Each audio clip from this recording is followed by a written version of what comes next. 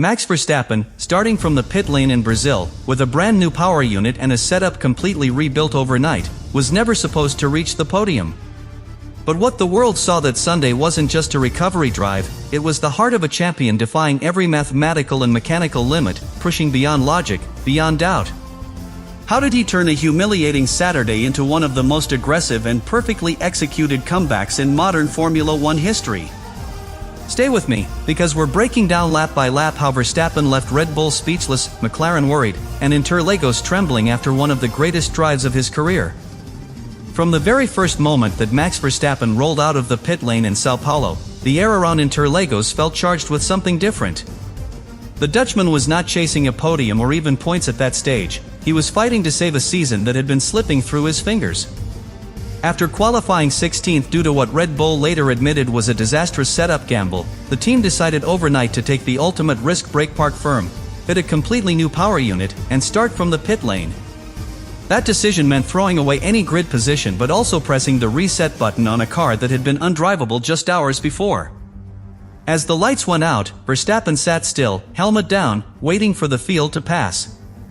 Only then, with a gap of nearly 20 seconds to the last car, did the green light release him into the unknown.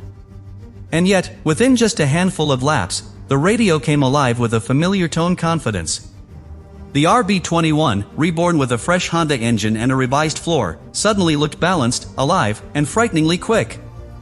Each sector time told the story of a man and machine reborn, carving through traffic with surgical precision, taking risks where others lifted, and adapting instantly to every condition Interlagos threw at him. But what truly stunned the paddock was the relentlessness of his charge. Verstappen wasn't merely overtaking, he was orchestrating every move with a kind of controlled aggression that only champions possess. From the pit lane to the midfield, from chaos to clarity, he turned what had started as damage limitation into the kind of momentum shift that every title contender dreams of. Red Bull had gambled everything, Verstappen made it look inevitable. And this was only the beginning.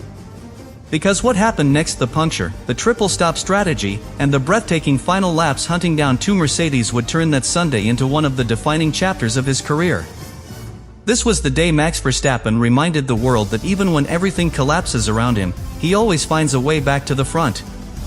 From the outside, Red Bull's weekend in Brazil looked like a slow-motion disaster long before Sunday's lights went out.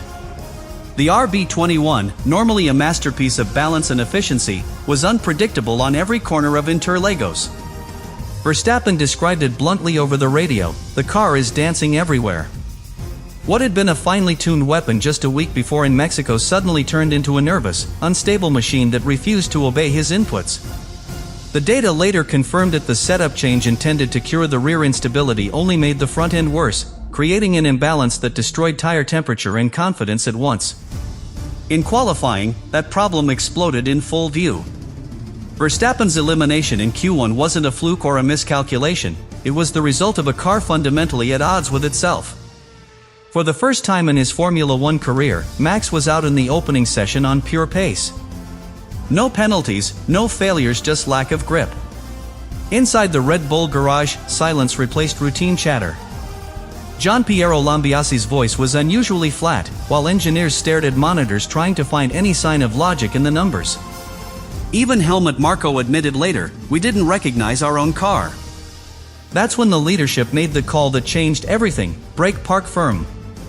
By doing so, they accepted the penalty of starting from the pit lane, but also reclaimed the freedom to rebuild the RB21 from scratch. Overnight, the team changed the suspension geometry, reverted to an earlier floor specification, and fitted a completely fresh Honda power unit, the kind that Verstappen hadn't used since mid-season. It wasn't just mechanical, it was psychological. Red Bull decided that if they were going to lose, they would do it fighting with every tool available. If you had been in Red Bull's position after that catastrophic Saturday, would you have done the same? Would you have risked starting from the pit lane, or tried to survive with a flawed setup hoping for chaos ahead? Because what happened next proved one thing: sometimes, the only way to win is to start over completely. When Red Bull broke park firm on Saturday night, the garage turned into a controlled battlefield. Mechanics stripped the RB21 down to its carbon bones, replacing every component that had betrayed Verstappen hours earlier. They didn't just change a setup, they rebuilt the very DNA of the car. Out went the Mexico spec floor that had failed to generate downforce in Interlagos's bumpy middle sector. In came the proven configuration from Austin, more predictable, slightly heavier, but far more stable under braking. At the heart of it all, a brand new Honda power unit roared to life at dawn, offering Verstappen an extra burst of power he hadn't felt since the early summer races. That decision wasn't only bold, it was strategic genius. By starting from the pit lane, Red Bull could fine-tune every mechanical parameter: ride height, suspension stiffness, differential preload without restriction. It meant Verstappen would lose 20 seconds at the start, but gain a machine perfectly balanced for race conditions. Gianpiero Lambiase later called it the reset we needed, not the one we wanted. In Formula One terms, this was a complete reboot of hardware and philosophy in less than 8 hours. When Sunday arrived, the transformation was immediate. Verstappen launched from the pit lane like a bullet, slicing through traffic with a confidence that had been absent all weekend. By lap 10, he was already inside the top 10, overtaking Alonso, Albon, and Lawson with surgical precision. Each overtake looked inevitable, not desperate. The telemetry showed it: consistent throttle application, minimal tire degradation, and power delivery so clean that engineers on the pit wall described it as textbook Verstappen. But Interlagos is never kind for long.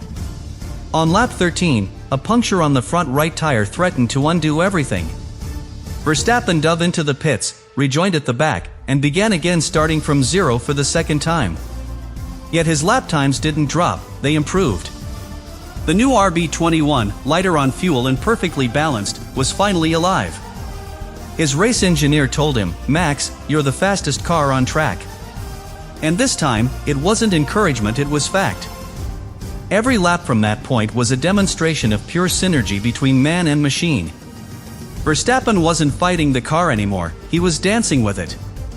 The downforce was biting, the rear end solid, and the throttle precise. Red Bull's overnight gamble had rewritten their entire weekend in one stroke. By the time Verstappen had clawed his way back into the top 10, the race had settled into its familiar Interlagos rhythm: unpredictable, fast, and full of traps. Red Bull's pit wall faced a decision that would define the outcome: follow the conventional two-stop plan like McLaren and Mercedes, or risk everything on a three-stop strategy that demanded flawless execution. It was a decision born not from desperation but from calculation. Verstappen had already made an unscheduled stop for the puncture, so the team knew that trying to stretch the tires would only trap him in midfield traffic. If they wanted a miracle, they needed to go aggressive. The plan was simple in theory, brutal in practice: push flat out every lap, stop one extra time, and rely on pace to recover the time lost. It required total faith in Verstappen's consistency and in the RB21's ability to manage tire degradation under sustained pressure. And he delivered. With medium tires, Verstappen started carving through the field again, overtaking cars with precision moves at turn 1 and turn 4, where the Red Bull's traction advantage under DRS was unmissable. By lap 30, he was within sight of the top 5. That was when Red Bull played their next card as second stop for fresh softs. The pit crew, drilled to perfection, released him in just 2.3 seconds. On track, the response was immediate. Verstappen's lap times dropped into the 1:12s, nearly 2 seconds faster than the leaders. Each sector was a declaration: the underdog was coming. One by one, the cars ahead fell: Russell, Piastri, even Antonelli momentarily under threat. Red Bull's gamble had unleashed a machine that was now untouchable in clean air. Then came the twist that elevated this race from great to legendary. On lap 55, with 16 laps to go, Verstappen dove into the pits one final time. Fresh softs again, and a clear track ahead. It was the kind of call that could either make or break a race: the perfect balance between audacity and logic. The team's calculation was exact: those tires would give Verstappen a 2-second per lap advantage in the final sprint. When he rejoined, the target was clear: Antonelli and Russell for the podium.